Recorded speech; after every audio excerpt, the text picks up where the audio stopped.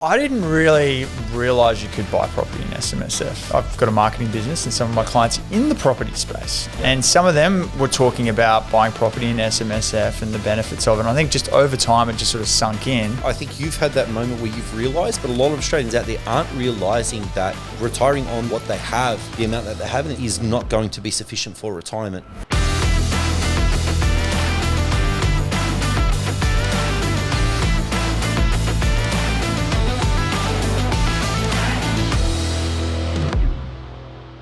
Welcome to Property Banter by Pinnacle Buyers Agents, powered by #Analytics. In this episode, we're going to be talking about buying property in your self-managed super fund, your SMSF, and we are joined by James Moore, a client of ours, and he discusses his journey. Please like, subscribe, and share this with a friend. Enjoy. Welcome, James. Thank you. Thanks for having me. So James is a client of ours, and we've purchased a property in James's SMSF for him and his lovely wife, Georgia. Yep. So let's talk about first what got you thinking about SMSF?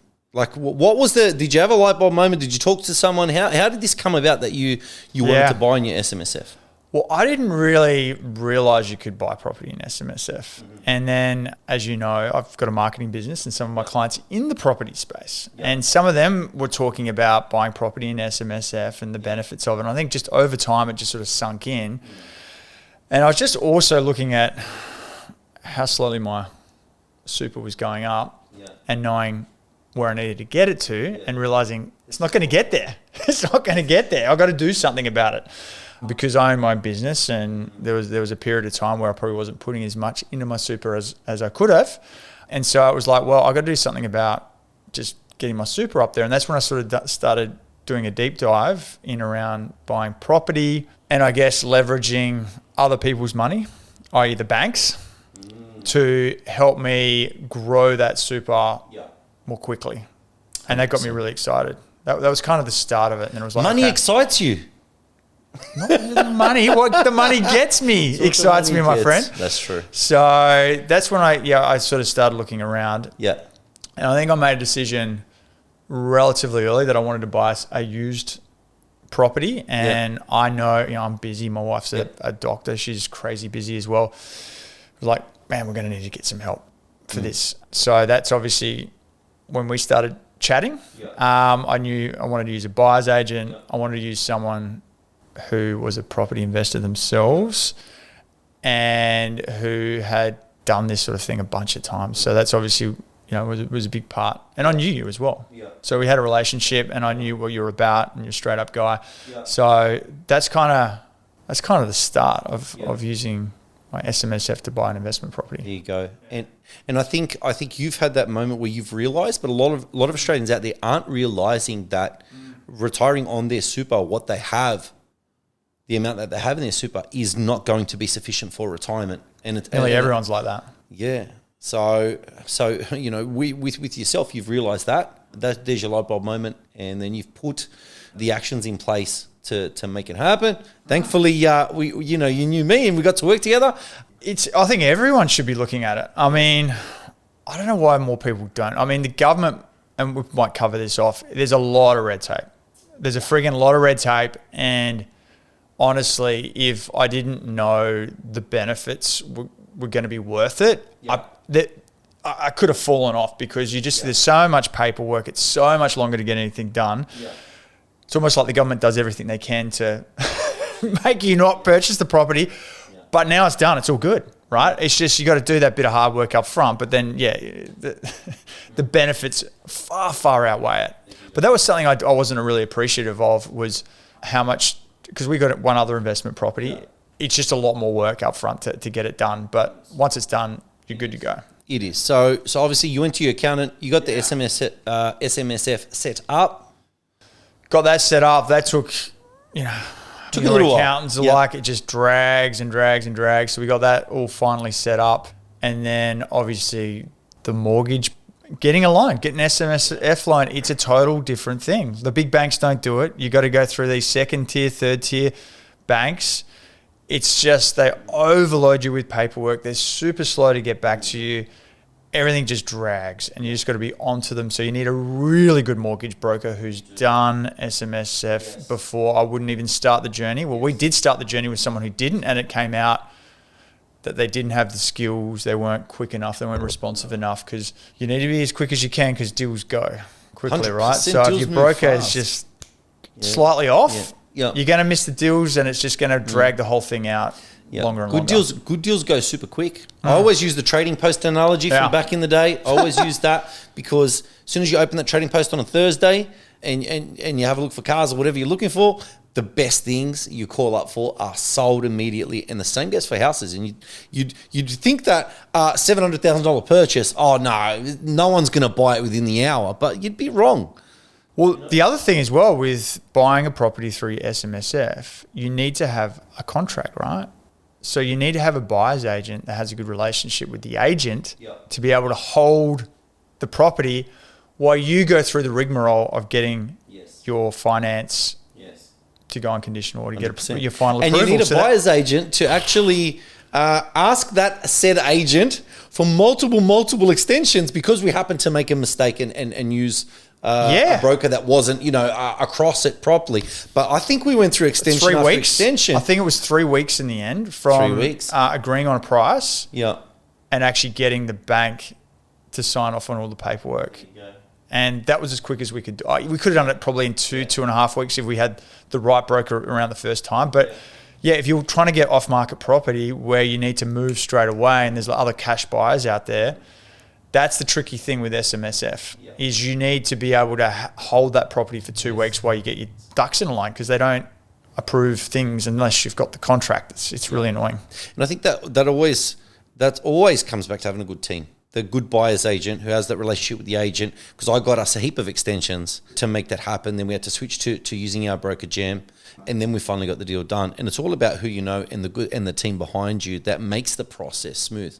And I think a lot of people make that mistake about they just use a mortgage broker that we know. I know someone and so on, or kind of like I was talking on the previous podcast with Martia about how we take property advice from people because they're friends or family and we trust them. Mm-hmm. But we don't look at the fact that they don't actually know what they're talking about in regards to the topic we're talking about, So, and the same goes for mortgage brokers. You need a good broker. And I think we sort of... You need a broker who's super responsive because brokers they're overworked and the squeaky wheels get the oil. You need a broker who's going to respond to you really quickly and you need to be on their case.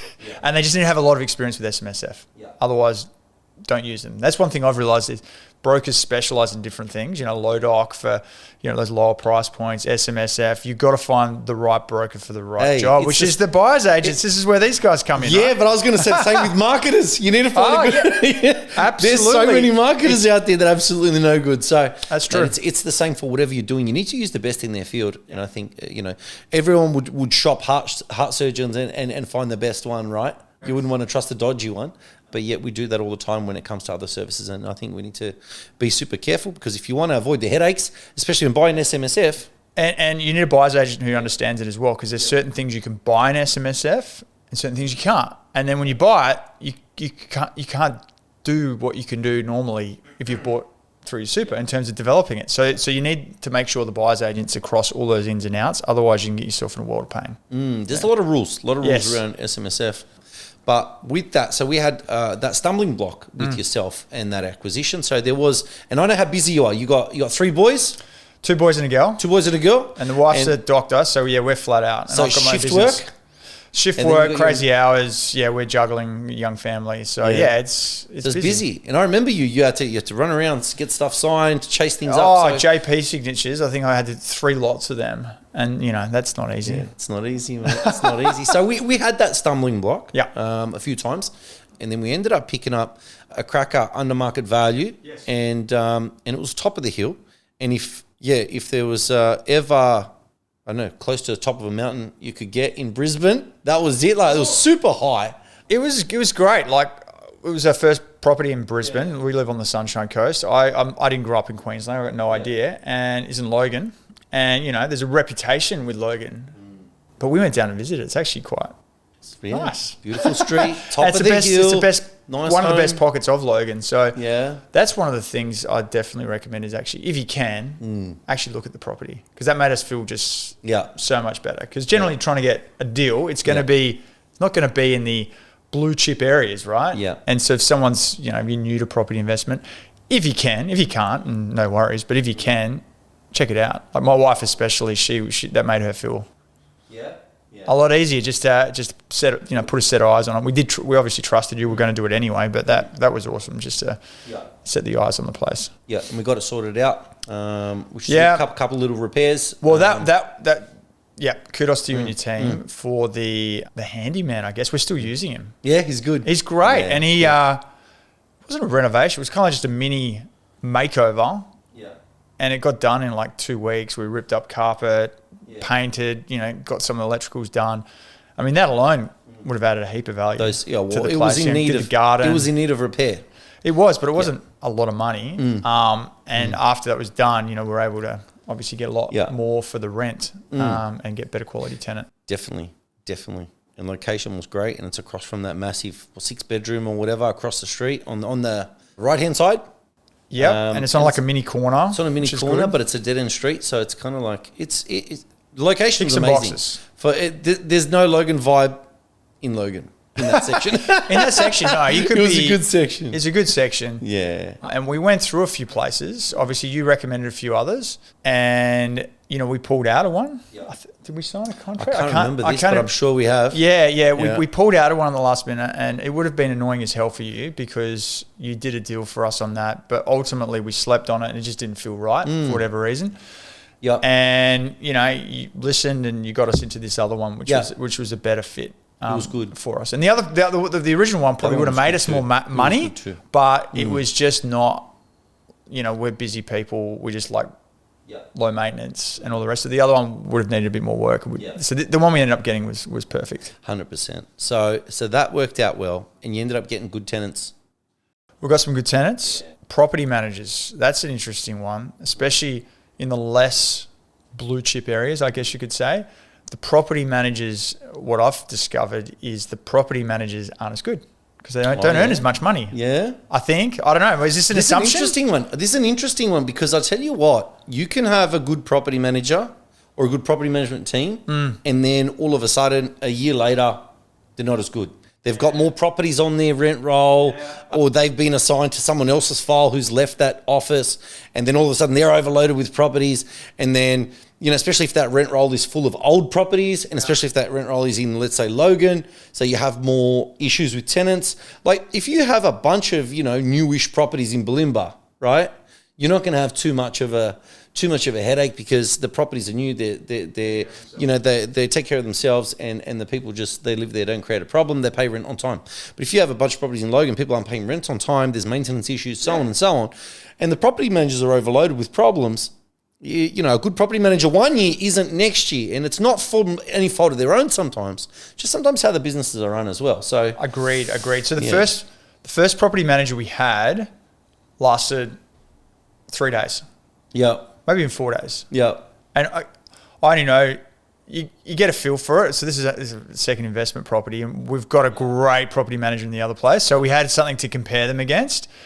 And, they were taking 24, 48 hours to get back to us on stuff. And my theory is if they're like that at the start when they should be on their game, it's not going to get any better. It's only going to get worse. So we cut them straight away, got in touch with you, got another property manager and so far so good. But I'd say having a good property manager is key. And if they're not performing right at the start, or you're nervous, you're getting some red flags, jump on it. And if it doesn't get fixed, quick, smart, move on to the next one. Well, no, that's true. Because there's lots of them.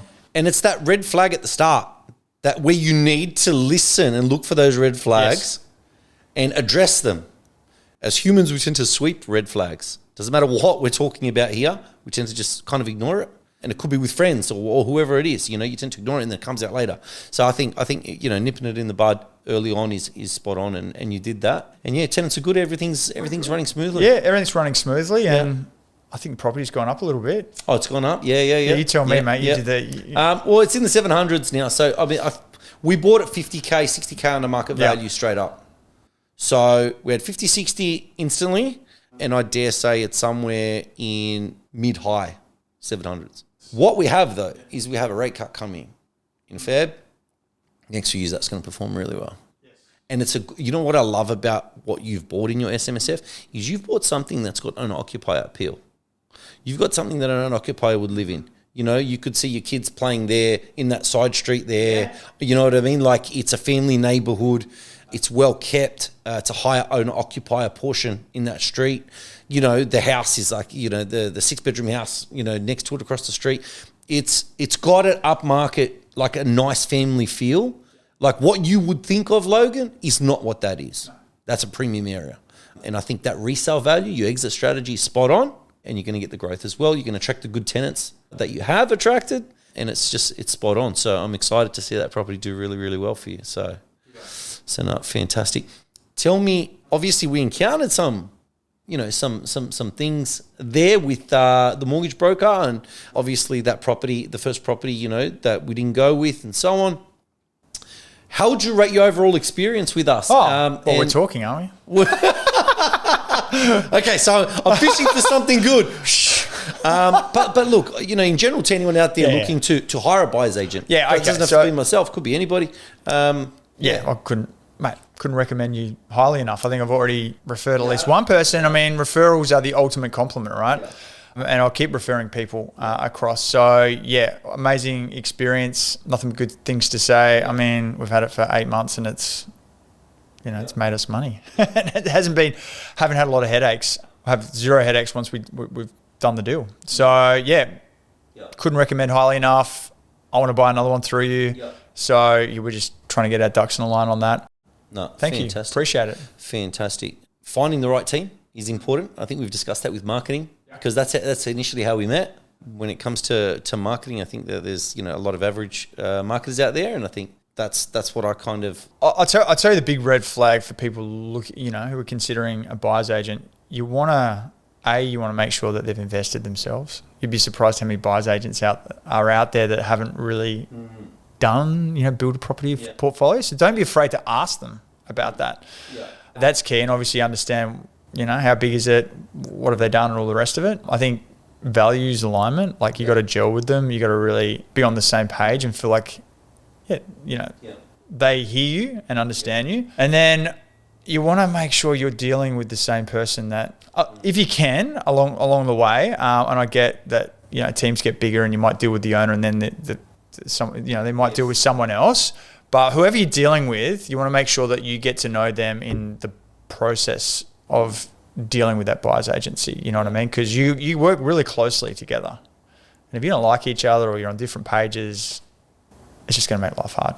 Yeah, you need to be on the same page. And I think experience is key when you hire anyone. It doesn't matter what field it's in. And it was a good process. We got there, and now we're looking for another investment. What are you thinking now? So obviously we've done the SMSF thing, which is, you know, it's going through all the little issues and the JP signatures and all the things that they're done now, at least. Yeah. You know, it's just ticking. Yes. And that's the best part. Once you get it done, it's done. And it's going to outperform the stock market. Let's not kid ourselves. It already has, actually, you know, being up that much. So, what's the plan with the next? Well, the next one, we need to talk about it, I guess. I don't know. Like, we definitely want to buy another one. I've got to work out. We've just got to get the finance sorted first. I don't know whether we'll buy SMSF again or we'll do it ourselves. Yeah. I don't know. Melbourne, you kind of talk. You're talking about Melbourne a bit. Yeah. You got me excited about Melbourne. We're here to talk about SMSF, but look, the Melbourne thing, it's affordable, and it's the data set's good, and properties for peanuts don't exist anywhere else in the country. I mean, if you want to get a regional Australia, you still pay $500,000-600,000 for a house, and you know, we just bought a house that's 6 years old for $460,000 in Melbourne. Wow. 6 years old, 322, 400 square meters. Wow. So when you look at that, that's, you know, what's that cost brand new to build? You know, 650. You know, you got to cut up the land and so on and so on. So I'm always looking for that value, and that's where I see the value. And we just continue the process. All we do is just change areas. Like the process we've been doing since I started my career, I still continue. I just do. It just depends on which market we're in at what time. Yeah. But we go where the money is, where the value is, and everyone will see it shortly thereafter. For sure. So you're still bullish about Melbourne? 100%. So 100%. It's just so undervalued. And that place we were talking about, the 322, how far from the city? That's 45 minutes from the city. Okay. So it's a little bit out, but that's all right. Doesn't matter. It still costs money to cut that up. And yeah. It's a 350 and there's probably new houses going down the road that are probably on a smaller block for double. Yeah, they're double. So they're probably not as good a location. So when you look at that, I would rather, it's like the second-hand Toyota Corolla thing. You buy a second-hand Toyota Corolla, it's 3 years old, it's got 40,000 Ks, but I'm paying 10, 15K less than brand new. That to me is still a new car. So a 6-year-old 322, might need a coat of paint, is still a 6-year-old 322. I remember you saying that to me and a bit of a light bulb went off, because if you sell it, let's say you sell it in 20 years, at 20 years it's like a 26-year-old place versus a 20-year-old place. They're the same. Doesn't matter. So the one off the plan that people are buying brand new now, and we're not going to diss off the plan too much, but you know, a $650,000 house now versus the $460,000 one that I bought in 20 years are both the same thing. Yes. They're the same thing. Yeah, and it'll be on a smaller block. 6 years difference, you wouldn't notice. Or what's a 1996 model house to a 2000 model house? It's the same. Just depends on the condition it's in, you know, when you're looking to sell it. So I think I always come back to buying the value. Yeah. If you're buying value wherever, you know, and we're buying things in yesterday's money. So post-COVID, debasement of currency, property prices have gone up. We're buying stuff in the old money. Hey, what's going to happen with inflation now that you know, everything going on in the US and all the rest of it? It's interesting that at the time of this recording, we just finished the US election, just finished, and it's an interesting time. There's some people are in favour of what went down, and some people are not. Would you think it's going to push prices up higher? This whole trade wars and all the rest of it. Well, it's given a lot of confidence to the consumer, and I've seen everyone hedging their bets with gold.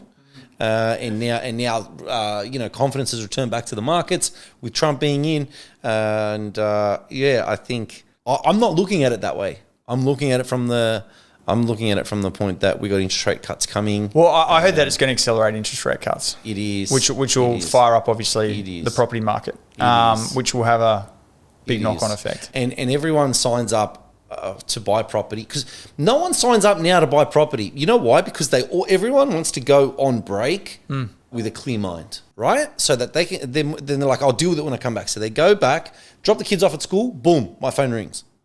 And with everyone now knowing interest rate cuts are coming, it's gonna ring way more than usual. And I'm talking to agents. Can you do deals in November and December?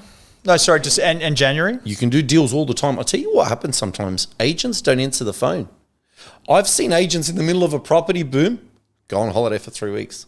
They just don't. And I was like, nah, I'm going to work every day, and I'll work the whole way through a property boom, and no one shows up. So I'm trying to call the agents to get the deal. They're not there. So they do love to go on holidays, the agents. How long do they go on holidays, and when? They'll break somewhere after the 20th, and then come back 15th onwards is just generally when. But if you can find that right seller from a buyer's perspective, if you can find that right seller and that agent that's willing to pick up a phone, you can snag a bargain. Yes. You can snag a bargain always. But when there's less competition, 100%. But anyone looking to buy property needs to be buying now. Yeah. Those of you who are just going to leave it to Feb, you got to get your finance dialed in as well, because the banks nick off. So that's probably the biggest thing as well. Thinking it through. Yeah, nice. Yeah, 100%, bud. Mate, thank you so much for coming in and sharing your journey, on your SMSF journey and your property journey. I'm looking forward to the next one, bud. Absolutely, me too. Thank you so much. Pleasure. Cheers, mate. Thank you so much for joining us in this episode of Property Banter. Big thank you to James Moore for joining us. We hope you've enjoyed it. Please like, subscribe, share it with a friend, and until next time, catch you later.